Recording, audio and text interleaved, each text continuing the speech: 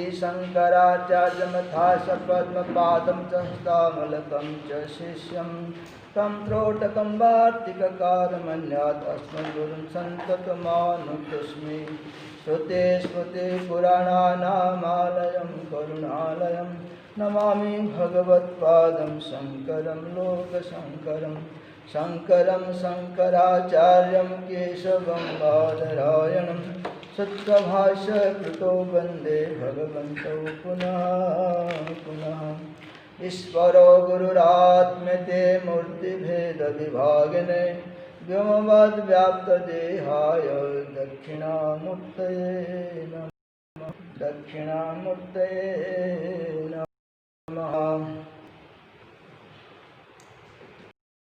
प्रसन्न रहना वैसे तो सभी के लिए लाभकारी है, किंतु साधकों के तो यह अनिवार्य है। जो साधक चित्त को प्रसन्न नहीं रखता वह साधन भी नहीं कर सकता। साधकों के लिए पहला प्रशिक्षण यही है कि हर हाल में प्रसन्न रहने का प्रयत्न करे, तभी उनका संचय होने का मार्ग अवरुद्ध होगा। आध्यात्मिक उन्नति के लिए प्रथम आवश्यक है, अन्यथा मलिनता एकत्रित करते रहोगे। तो एक बात यहाँ बता रहे हैं बड़े महाराज जी, यदि हम प्रसन्न रह सकते हैं तो कह रहे संचय का जो भ्रम है वो बंद हो जाएगा। बड़ी बात है। तो प्रसन्न रहना सभी के लिए तो लाभकारी है ही, लेकिन हम जो साधक हैं उनके लिए बोलते अनिवार्य है। अनिवार्य का अर्थ निश्चित साधक के लिए। जो साधक चित्त को प्रसन्न नहीं रख सकता वह साधन भी नहीं कर सकता। यदि हमारा चित्त प्रसन्न नहीं है, मन प्रसन्न नहीं है, तो हम साधन भी नहीं कर सकते। तो गुरु महाराज जी हमको 3 बातें जो बताते थे याद आ जाती है। पहले प्रसन्न रहना, साधन करना और सेवा करना। तो हम अभी विचार करके देखते हैं उनकी बातों का इतना महत्वपूर्ण है कि ये तीनों जो शब्द है एक दूसरे से जुड़ा हुआ है। प्रसन्न रहना, साधन करना और सेवा करना। यदि हम प्रसन्न रहते हैं तो साधन भी कर सकते हैं और सेवा भी कर सकते हैं। यदि हम साधन करते हैं सही में ईमानदारी से तो प्रसन्न रहेंगे और सेवा भी करेंगे, और यदि हम सेवा करते हैं ईमानदारी से तो प्रसन्न भी रहेंगे और साधन भी करेंगे। तो ये 3 बातें एक दूसरे से। तो यहाँ बड़े महाराज जी कह रहे हैं कि हर साधक के लिए प्रसन्न रहना अनिवार्य है, और जो प्रसन्न नहीं रह सकता वो साधन भी नहीं कर सकता। तो साधक पहला प्रशिक्षण बोलते हैं कि हर प्रसन्न रहने का प्रयत्न करें हर परिस्थिति में, अर्थात सुख में भी हो या दुख में भी हो, अनुकूल में भी हो और प्रतिकूल में भी हो। तो हर परिस्थिति में हम प्रसन्न रहने की प्रयत्न करना है, तभी संस्कार संचय का जो मार्ग है अवरुद्ध हो जाएगा और आध्यात्मिक उन्नति के लिए आवश्यक है। अन्यथा एकत्रित करते रहोगे तथा संस्कार संचय चालू रहेगा।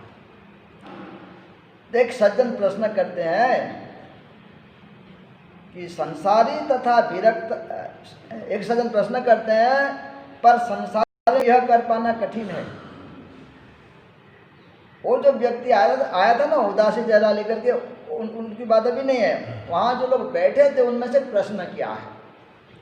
वो प्रश्न करता है कि महाराज संसारियों के लिए यह कर पाना कठिन है, मन को प्रश्न रखना।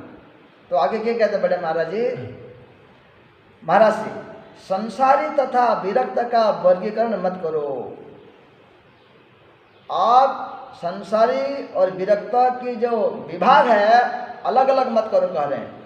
मन सबका एक जैसा है, विरक्त का मन जैसा है, संसारी का भी मन तो वही है, और अब एक जैसे है। हमारे अंदर जो विकार है, वासना है, कामना है, इच्छा है, वो सभी के जैसा है।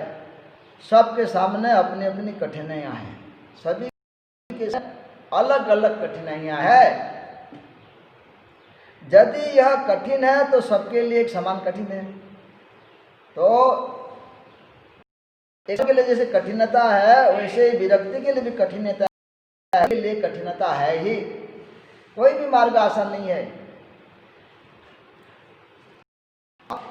यदि सही में देखेंगे कोई भी मार्ग आसान नहीं है,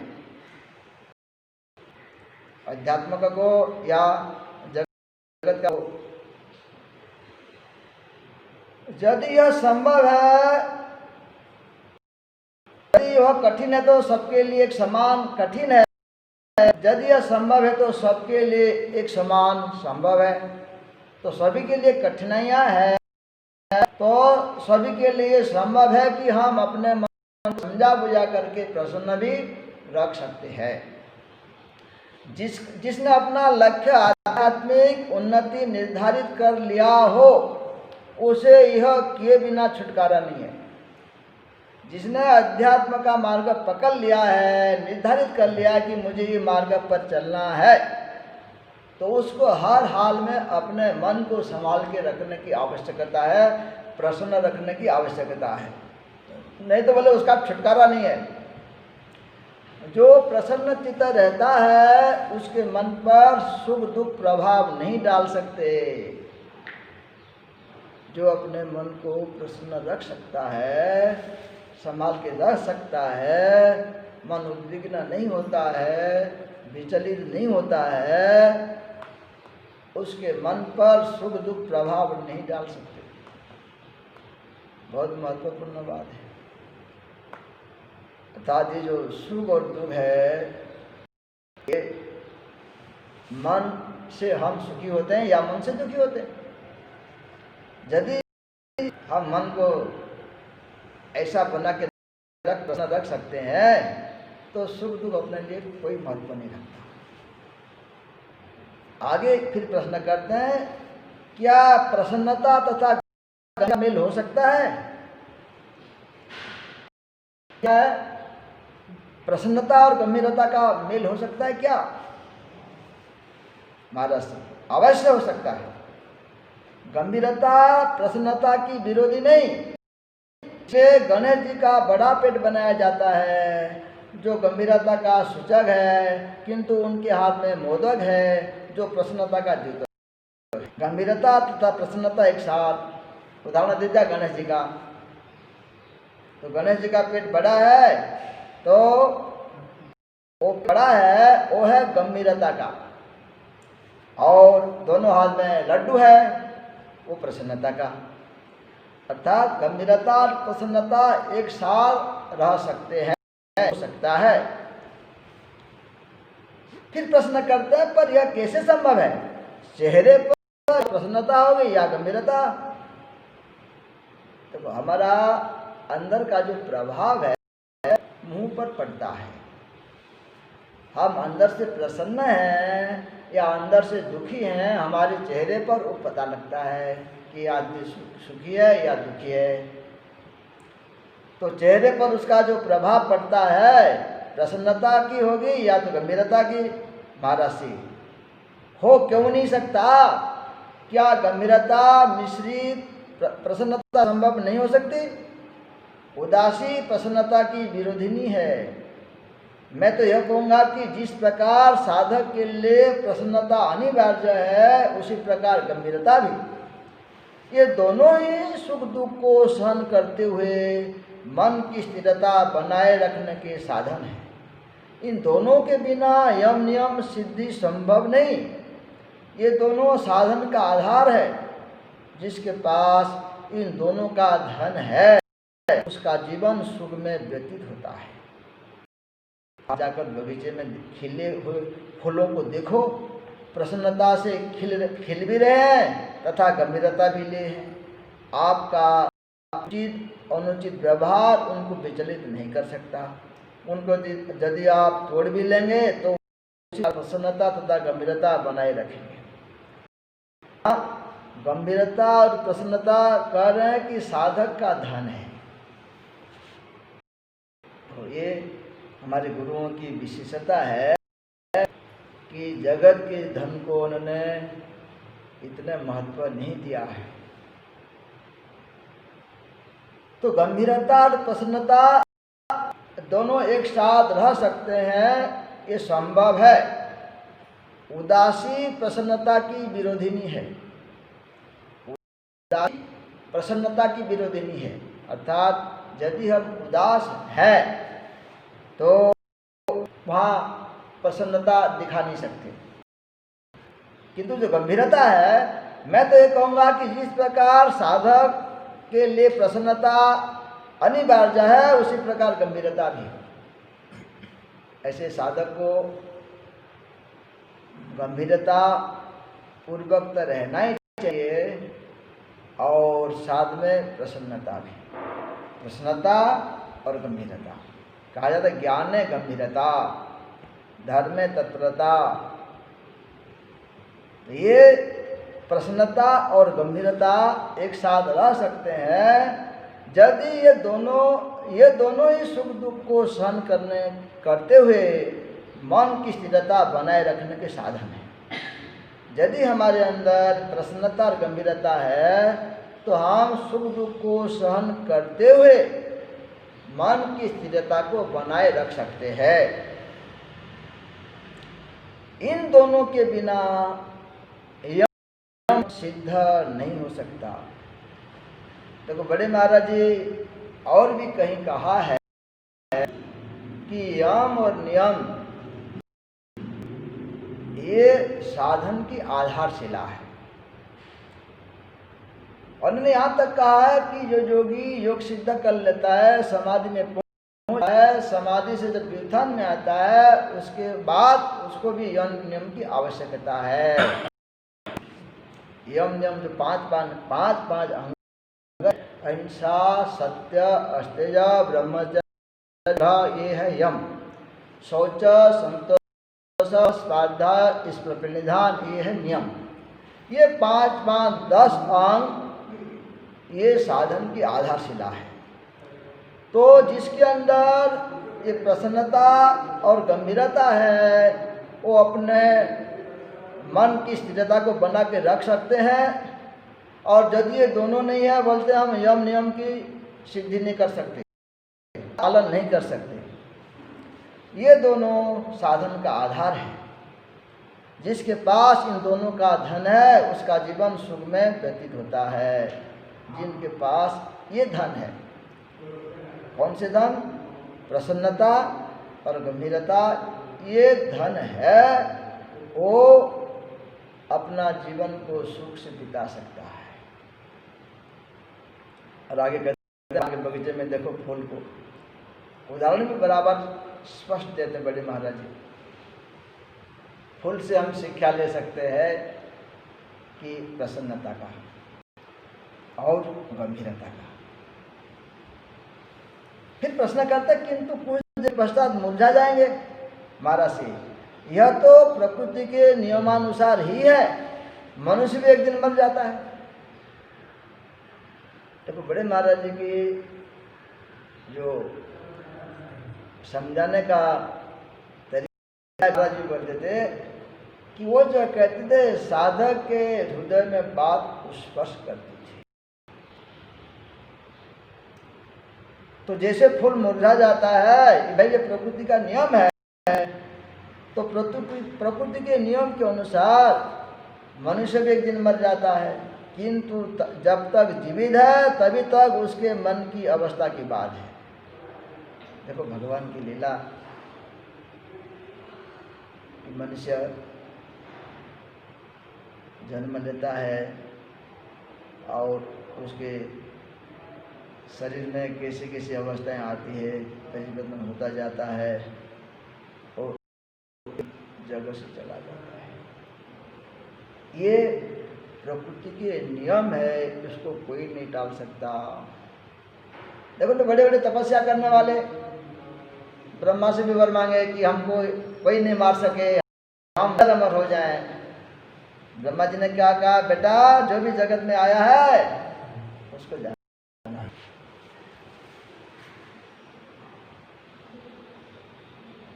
तो महाराज जी एक बार कहे बास्केटबॉल में कि जगत ऐसा है किसी को टिकने नहीं देता, जगत ऐसा है किसी को टिकने नहीं देता। उसको भी बोला तो चल, यहाँ कोई स्थिर नहीं रह सकता। लेकिन देखो हम अपने आप को कैसे समझते हैं। हर कोई ये सोचता है कि मैं सदा यही रहेगा, जाने की कोई सोचता ही नहीं है, जबकि जाना अनिवार्य है, निश्चित है। तो यह बड़े महाराज कहते हैं जैसे प्रकृति के नियम के अनुसार फूल मुरझा जाता है, ऐसे मनुष्य भी एक दिन मर जाता है। लेकिन जब तक वो जिंदा है तब तक उसके मन की अवस्था की बात है, मरने पर शरीर तथा मन का संबंध टूट जाता है। फिर प्रश्न करते महाराज जी, ऐसा कैसे किया जाए जिससे मन अधिक देर तक किसी का प्रभाव ग्रहण नहीं करे। अब प्रश्न करते हैं कि गुरु महाराज ऐसा हम कुछ करें, ऐसा उपाय करें जिससे हमारा मन अधिक देर तक किसी बात का प्रभाव नहीं ग्रहण करे। क्योंकि ज़्यादा देर तक प्रभाव ग्रहण करता है तो फिर वो संस्कार के रूप में संचित होने का भी एक बात है, एक डर है। तो महाराज जी कहते हैं वैसे स्वाभाविक अवस्था संस्कार क्षय हो जाने के पश्चात ही उदय हो, किंतु तब तक संयम तथा विवेक के द्वारा मन को नियंत्रित रखना पड़ेगा। तो हमारे अंदर जो जब तक संस्कार है तब तक मन चंचल होता रहेगा। जैसे जैसे संस्कार क्षीण हो जाएंगे, मन की अवस्था उदय हो जाएगी, तो मन अपने आप स्थिर हो जाएगा। तब तक संयम विवेक के द्वारा मन को नियंत्रित रखना पड़ेगा। तब तक हमको विवेक के द्वारा समझा करके, क्योंकि मन तो चंचल है, मानता नहीं है, समझता नहीं है, उसको विवेक के द्वारा समझाकर संयम पूर्वक स्थिर करना पड़ेगा, नियंत्रित करना पड़ेगा। इसके लिए भक्तों ने भगवान के समक्ष रोने तथा प्रार्थना करने का मार्ग अपनाया है। इसके लिए भक्तों ने भगवान के समक्ष रोए हैं, प्रार्थना किए हैं। जैसे गुरु महाराज जी अपने गुरुदेव से प्रार्थना करते हैं कि गुरु महाराज जी मन का मैं क्या करूं, ये मन मानता नहीं है, इस मन को आप कुछ करो, आप समझाओ, जैसे कि मन माने, स्थिर रहे। सबसे बड़ी समस्या ये मन का है और हर व्यक्ति के लिए है, सारे जगत के लिए है। सारे जगत में हर एक व्यक्ति मन के हाथों दुखी है। तो जब तक संस्कार क्षीण नहीं हो तब तक मन चंचल रहेगा ही। इन विवेक के द्वारा समझा बुझा करके इसके संयम पूर्वक थोड़ा सा नियंत्रित रखने की आवश्यकता है। और इसके लिए भक्तों ने भगवान के सामने गिड़गिड़ाए हैं, रोए हैं, प्रार्थना किए हैं कि हे प्रभु आप कृपा करो, आप दया करो प्रभु, ताकि ये मेरा चरण थोड़ा सा स्थिर हो जाए, थोड़ा बस में हो जाए। इस प्रकार मन काबू आना चाहिए। तो किसी भी तरह हम विवेक के द्वारा या संयम के द्वारा या समझा बुझा करके श्रीनाथ महाराज ने कहा है, इस मन को समझा करके, डांट डपट करके या पुचकार करके, आगे कहा है गुरु के वचन के द्वारा इसको स्थिर करना पड़ेगा। तो भगवान के सामने या गुरु महाराज के सामने ये प्रार्थना करने की आवश्यकता है, रोने की आवश्यकता है कि गुरु महाराज, हे प्रभु, आप कुछ कृपा करो कि ताकि ये मेरा मन थोड़ा सा स्थिर हो जाए, मन काबू में आ जाए। फिर प्रश्न करते हैं, प्रयत्न तो बहुत करते हैं पर किसी भी तरह मन काबू नहीं आता। क्या करते हैं? प्रश्न, हम प्रयत्न बहुत करते हैं लेकिन ये मन काबू नहीं आता। गीता में भी कहा भगवान, अर्जुन ने प्रश्न पूछा है ना कि प्रभु आप कहते तो मन को वश में करो, वश में करो, मन इतना चंचल है कि क्या बताएं।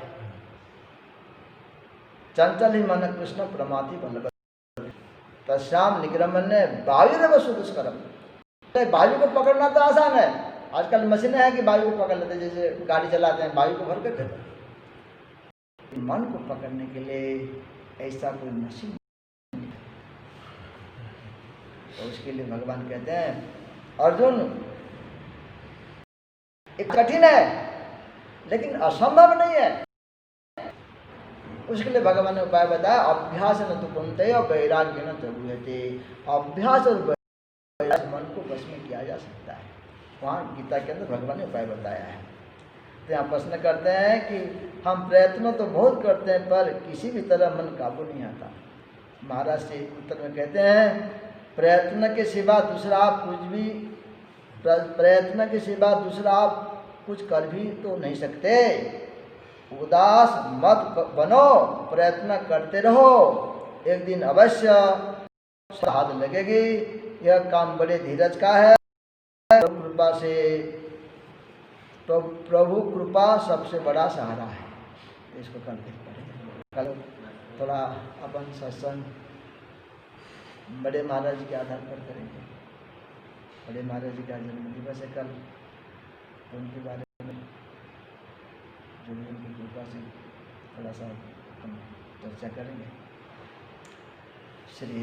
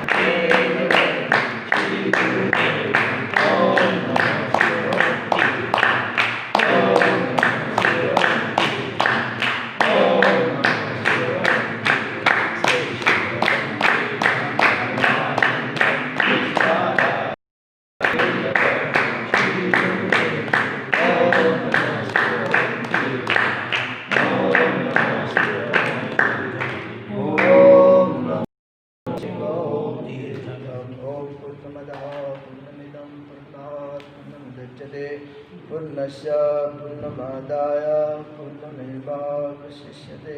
ओम शांति शांति शांति। श्री